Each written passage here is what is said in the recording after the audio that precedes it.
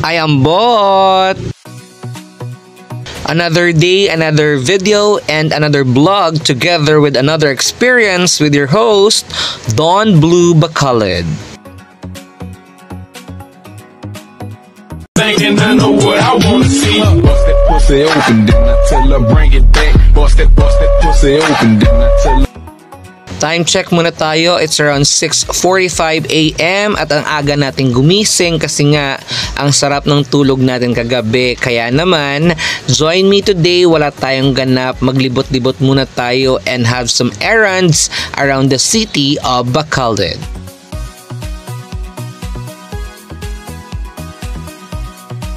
At ayan nga, we're walking along the downtown of Bacolod City at meron lang tayong tatlong pupuntahan ngayon. First stop natin is sa barangay. May kukunin tayo na form sa barangay hall.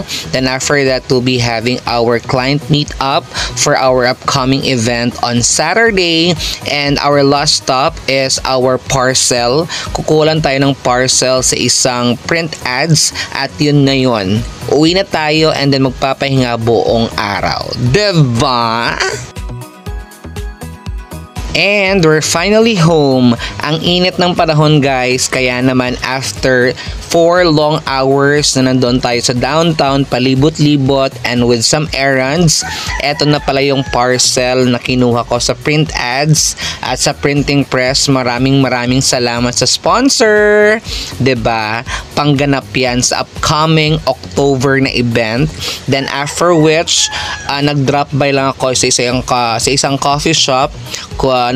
Bumili ako ng coffee. Then after which, gumawa na ako ng mga programs and all for our upcoming events on Saturday, Sunday, Monday, and Tuesday. Kaya naman, join me again for our event or ganap today dito lang sa bahay. At since na-bored tayo, lumabas tayo para maghanap ng pagkain. Kaninang umaga, sobrang init ng panahon pero look at now at around 2:30 PM, gloomy na ang panahon, maaliwalas at kalmado na at nag-crave tayo sa lugaw. Pero dito sa amin sa Bacolod, arroz caldo ang tawag dito. Sa inyo ba? Ano bang tawag dito sa lugaw na ito? We are here at Shara Jane or CJY Budget Arroz Kalduhan dito sa Bacolod. Hindi na ako kumain ng lunch at dito na lang tayo magtambay sa arroz kalduhan ni CJY Budget at yummy na yan sa halagang 25 pesos. Busog ka na, kasama ko pa yung aking pinakamagandang friend, 'di ba, na si April Go Bona. While having my late lunch and snacks, nakita ko itong aking mga kumare at mga kapitbahay na sinusundo na yung mga anak nila galing daycare center. It's actually their first or second day na ata ng kanilang school. Ito yung aking mga kids or ating mga kids dito sa aming barangay at ready na sila for their school every day with their new uniform. Diba?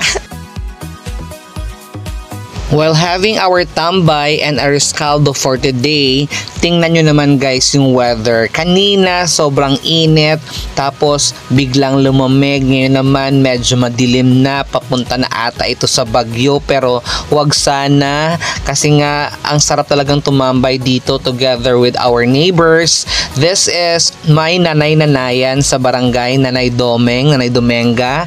And after that, at around 4:45 PM, bumuhos na nga ang malakas na ulan at hindi tayo nakapagtambay, nakipagtsikahan sa mga neighbors and friends. Dito na lang tayo sa loob ng bahay and I think that will be all for today. Bye!